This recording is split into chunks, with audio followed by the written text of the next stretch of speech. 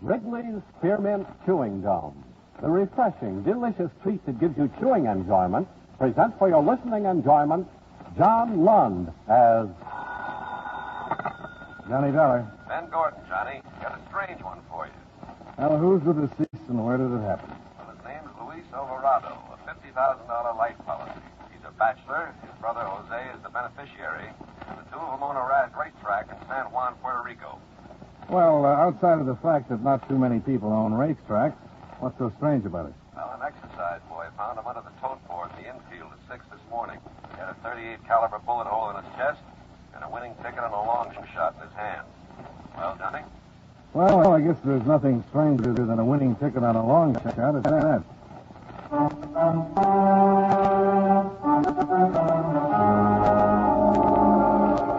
the makers of Wrigley's Spearmint Chewing Gum bring you John Lund and another adventure of the man with the action-packed expense account, America's fabulous freelance insurance investigator. Yours truly, Johnny Dollar.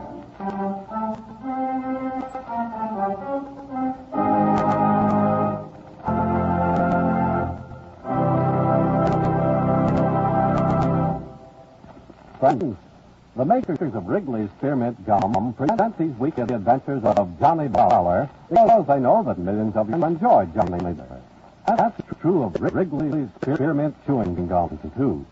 It's enjoyed by millions, day in and day out. People find that the chewing on a smooth, delicious piece of Wrigley's Spearmint Gum somehow makes time pass more pleasantly. Whether you're working, driving, shopping, or just taking things easy, that good, tasty chewing gives you enjoyment and satisfaction. So always keep a package of Wrigley's Spearmint Chewing Gum handy. And whenever you want a refreshing, delicious treat, chew a stick. You'll like it. You really will.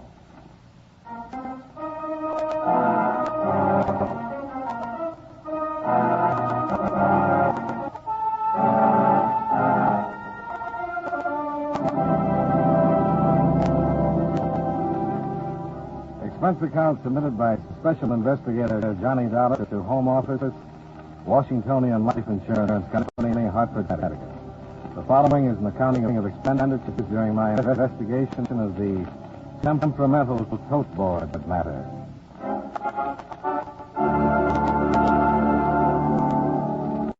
Expense account item 1, $147.35. Airfare between Hartford and San Juan, Puerto Rico. I checked in at the Carib Hilton and then made my way to police headquarters where I introduced myself to Piano Cardenas, captain of police.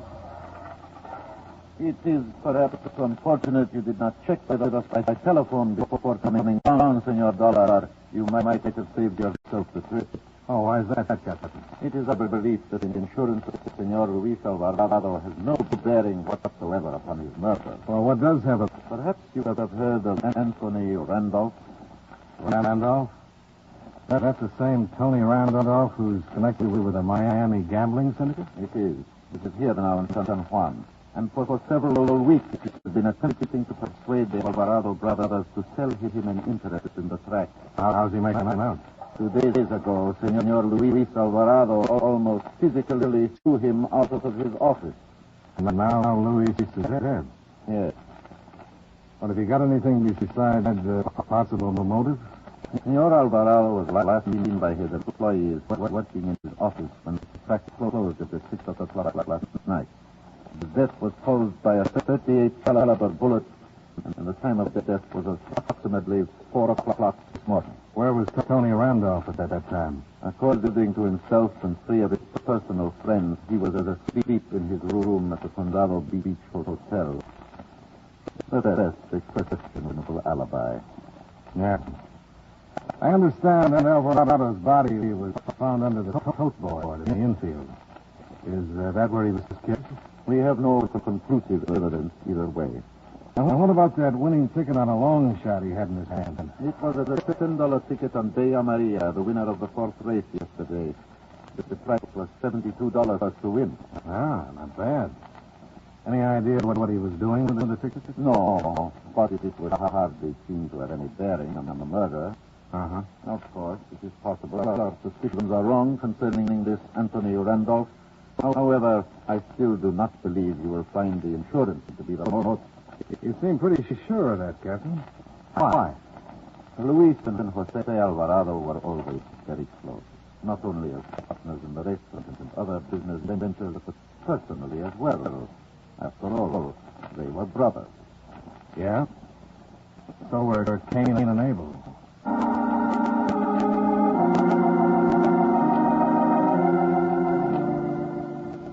Expense account item 2, $2.10. Cab fare out to the Descanso racetrack. I got there between the 5th and 6th races, made my way to the west wing of the clubhouse, where the Alvarado brothers had their private offices. Buenas tardes, señor. Oh, hello. Is Senor Alvarado in? Oh, I regret, senor, but he is not. I am Maria Roldan, his confidential secretary. Maybe anything I could do for you? When will he be back, Miss Roldan? Not for several hours, senor Dollar. Sounds like you were expecting me. But of course. Jose had word you were arriving. Oh, how terribly unfortunate. His absence makes it necessary for me to work here this afternoon. Oh, why is that? And part of my duties consist of acting as hostess when we have a special guest. I seem to think I make a rather pleasant impression upon them. Yeah, I can see why. Too bad we'll have to postpone it. But that's not any longer than 8 o'clock this evening at Avenida Piedra, number 49. That's an easy number to remember.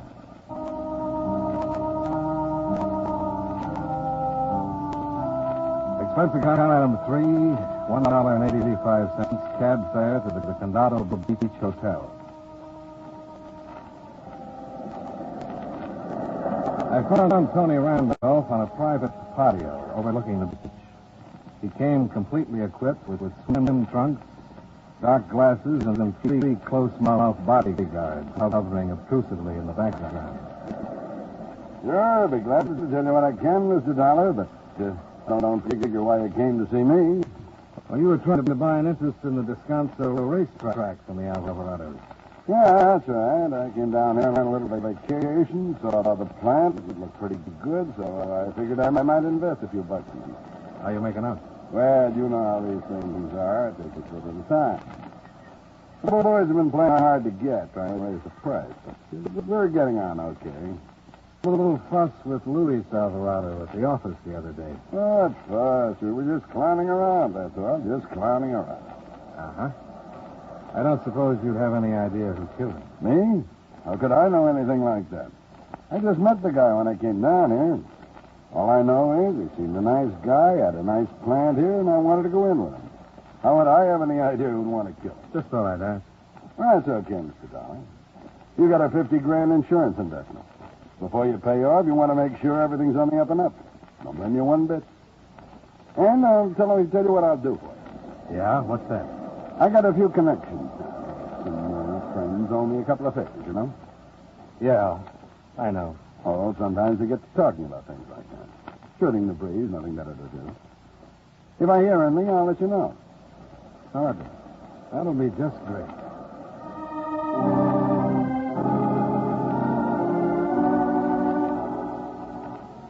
Expense account item 4, $1.85, cab fare back to the Descanso racetrack. After that rather fruitless interview with Tony Randolph, I was hoping that Jose Alvarado would be back and I might have better luck with him. But as I approached Alvarado's office, Captain Cardenas came hurrying out. Oh, Senor Dollar, you are just in time. Yeah, for what? My office just called. There has been a shooting at the home of Jose Alvarado. The report was phoned in to my office by his son, Tomas. What did he have to say? He was rather agitated and did not talk long enough to give details. He merely reported that there had been a shooting and requested that an ambulance be sent to the house immediately.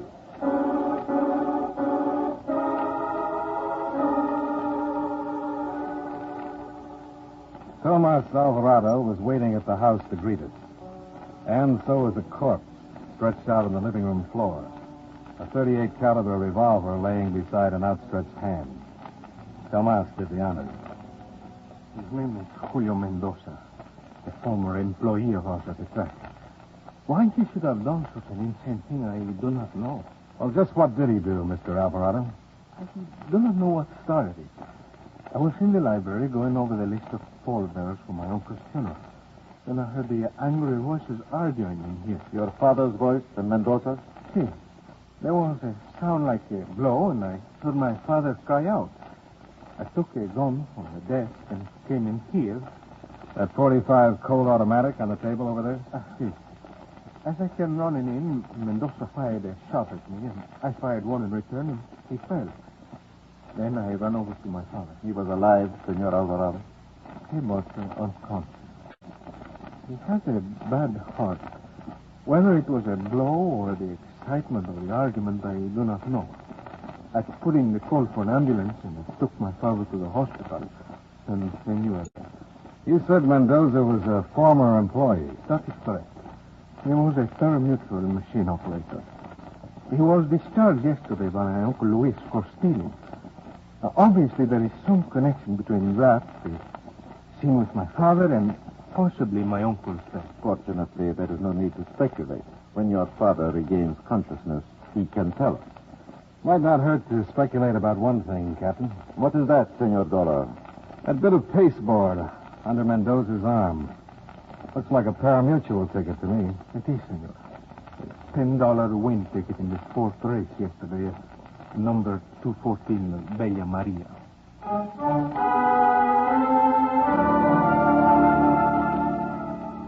When the homicide men arrived, Tomas Alvarado dictated a statement to them and then left for the hospital. Captain Cardenas went to headquarters. I went back to the Hilton. Expense account item 5, $6.75.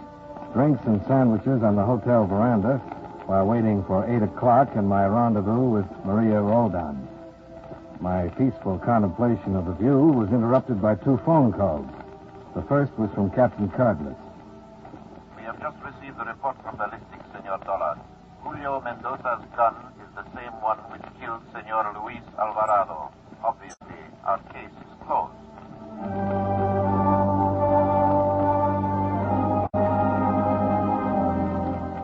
The second call was from Tony Randolph. That took a little longer. Say, Dollar, I hear you got a guy named Mendoza pitching holes for the Alvarado murder. Where did you hear that, Randolph? I told you I had connections. Yeah, so you did. Well, the word around town is you got the wrong cookie. Very interesting. What else does the word have to say? Nothing much. Only that somebody has figured out a way of beating the races. Maybe if you find out who it is and how it's done, you'll have your man. You have any suggestions? Yeah, one. Ask her the Alvarado.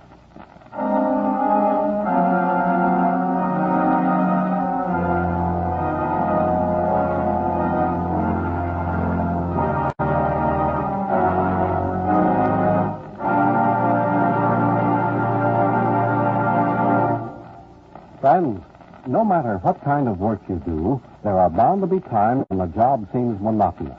You feel tense and restless, and you need something to give you a boost. Well, you'll be surprised how helpful a stick of Wrigley's Spearmint chewing gum can be at times like that. You see, chewing on a smooth piece of Wrigley's Spearmint gum is a natural way to ease tension and relieve that feeling of restlessness. The easy chewing gives you satisfaction. You get a nice little lift out of it. And Wrigley's Spearmint gum tastes good, too. Its flavor is lively, refreshing spearmint, a flavor millions enjoy. Try it and see for yourself. Get a few packages of Wrigley's Spearmint chewing gum and chew a stick from time to time while you work. Chewing this delicious gum will make your job seem easier and pleasanter. It really will.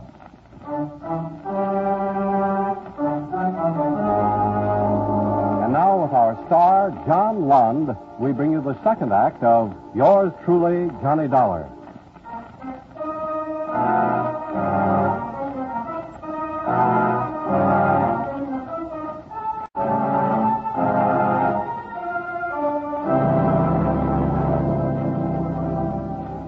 Expense account item 6, $1.75. Cab fare to Avenida Piedras number 49, a swank, ultra-modern apartment building in the newer Santurce section. It spelled money. And so did the lush evening gown Maria was wearing as she greeted me. How nice of you to be so prompt, Johnny. And you're even a bit early. Well, I was hoping you wouldn't mind. Oh, how could I mind? As you see, I'm already dressed. And when a woman is dressed and ready when her escort arrives, it usually indicates it's rather important to her. Yeah. What I'm trying to figure out is why. You should not tell any, Thomas. You're always looking for a reason or motivation. Is it not enough that a woman finds you attractive and wishes to spend some time in your company? Well, I suppose it could be. But it is not. In this case, no. I was afraid this evening would not turn out as pleasantly as I'd hoped.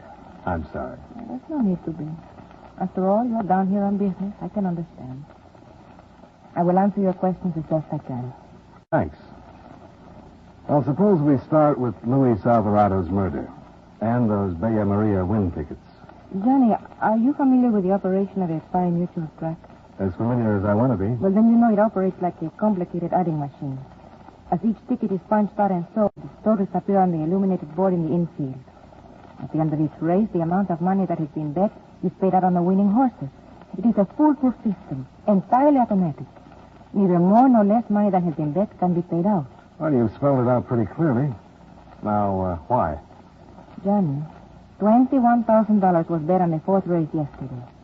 As of 6 o'clock this afternoon, more than $26,000 have been paid out on winning tickets. Over 5,000 more than had been bet. See, You sure about that? I saw the head bookkeeper's figures on it at closing time. Was the overage all paid out on $10 win tickets on Bella Maria? See, it was. Has this ever happened before? Well, I do not know. Only Jose and Luis there see the figures. It is only because I was there alone today that I happened to see them. Uh-huh. What does Tomas Alvarado do at the track? Well, he has charge of regard and protection, sir. And Julio Mendoza? He operated a pari-mutuel machine. At a $10 window? See? Very interesting. So interesting that it will interfere with our plans for this evening. There'll be other nights, Maria.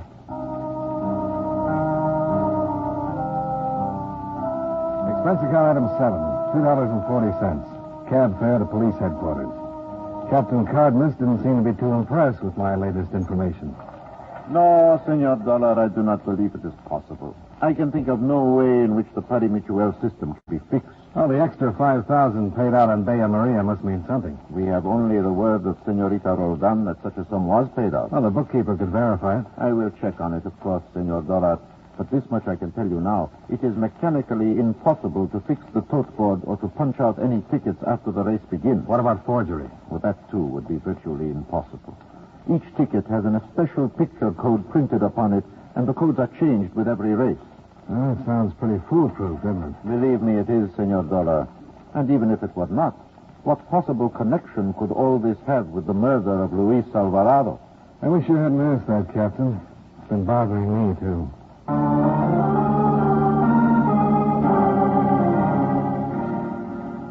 I borrowed a headquarters car from Cardenas to take the burden off the cab fare items on this expense account and drove out to the Condado Beach Hotel. Tony Randolph was in the gambling casino.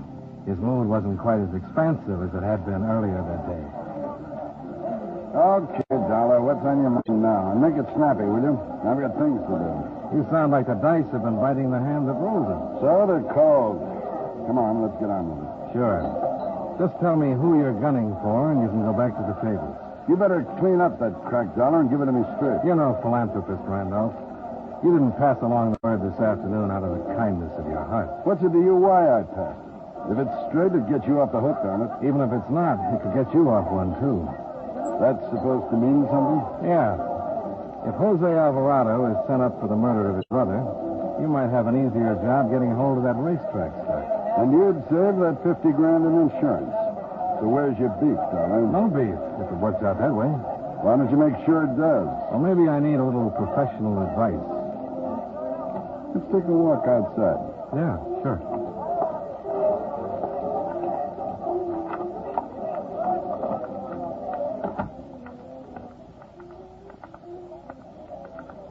Okay, Dollar. What's that? Well, it could be like this. Somebody figures a way to beat the mutuals. Luis Alvarado tumbles to it, so he's kept quiet with a .38 caliber slug. That could make sense. Only they tell me the mutuals can't be beat. They could be wrong. How wrong? There's no law against cashing winning tickets a day or two after the race. Well, you have to get the tickets first. Or print them yourself. What's it take to do that? You have to get into the track when it's closed. Get hold of the codes and a roll of ticket paper. And know how to operate one of the machines without flashing a tote board. Takes a lot of doing. Not if your head man is practiced on. Yeah. Anything else on your mind, Dollar? No, I don't think so.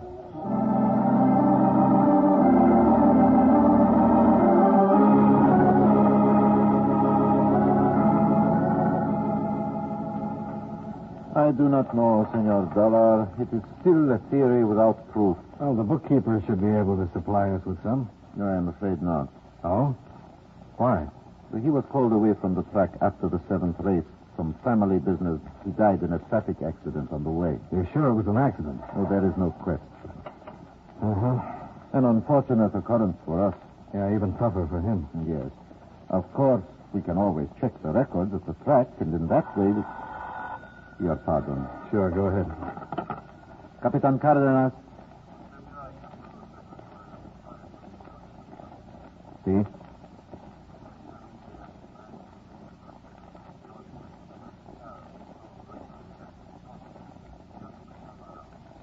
Gracias. I think perhaps you will find this of interest, Senor Dollar. What is it? The gun found beside Mendoza's body. It is registered to Senor Jose Alvarado.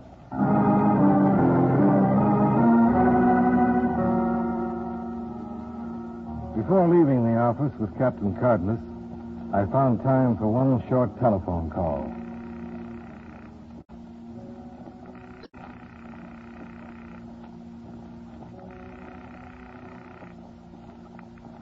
Hello? I think I'll be able to drop around in about an hour, Maria. I will be waiting, Johnny.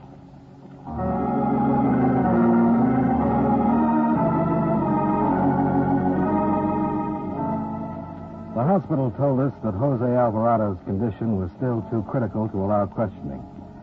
So the captain and I went out to the Descanso racetrack instead. The full moon was taking a siesta behind a bank of clouds, and the dim, shadowy bulk of the grandstand looked deserted.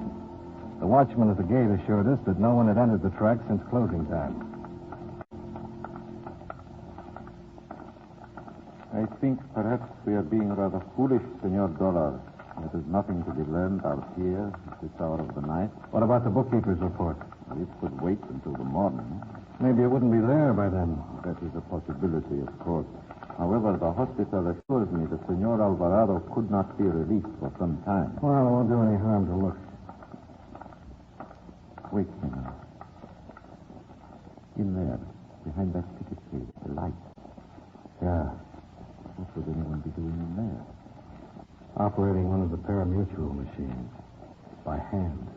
There is an entrance to the cages at this side. Over here.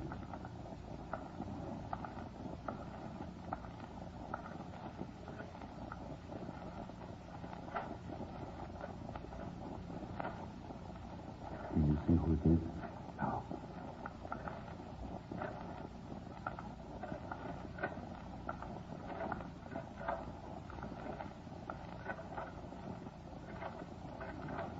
What is it? The police! Stand still! All right. So, it was Tomas Alvarado. Call for an ambulance. I'm hurt. An ambulance.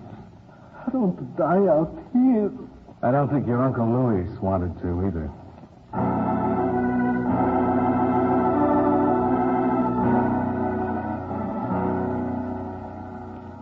On the way to the hospital, Tomas Alvarado gave us a confession to the murders of Luis Alvarado and Julio Mendoza. Both were motivated by their separate discoveries of Tomas's little plan for getting rich off his father's racetrack. When the surgeon finally convinced him he wasn't going to die, he decided to retract and left a few details unanswered. But he had told us enough to satisfy Captain Cardenas. So it was as I told you in the beginning, Senor Dollar. The insurance had nothing to do with this matter. Yeah, but you've got to admit Jose Alvarado was involved. Apparently only to the extent of a blackmail attempt by Julio Mendoza. However, that need be no concern of yours. The unfinished business we will take care of in due time. Say, that reminds me. I've got a little unfinished business of my own.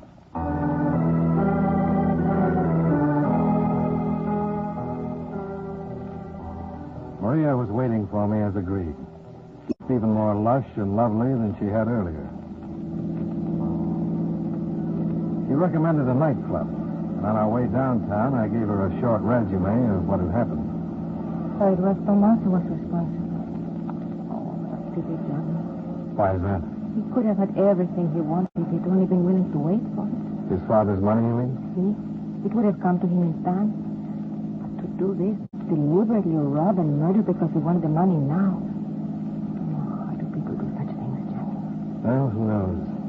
Maybe somebody talks them into it. Maybe it's for some woman. Maybe both together. I suppose that is true. Oh, well, then why should we concern ourselves about it now? This is our life, Johnny. There must be nothing more to spoil it. Yeah, I think that was probably it. What? The combination. Some woman talking him into it. He had to be working with somebody. He couldn't have cashed all those extra tickets himself. It'd be a dead giveaway. So somebody else helped him to spread them Oh, around. Johnny, you're talking about business again. What did you do with the tickets, Maria? Sell them at a discount to some fence? I'm not being very funny, Johnny. If this is your idea of a pleasant It's no evening... good, Maria. You tipped it when you said you saw the bookkeeper's figures at the end of the racing day. Too bad you didn't know he'd left the track at the end of the 7th race. It was a good try at keeping your own skirts clean, but didn't work out. Johnny, this is police headquarters. Yeah. Let's go in, shall we?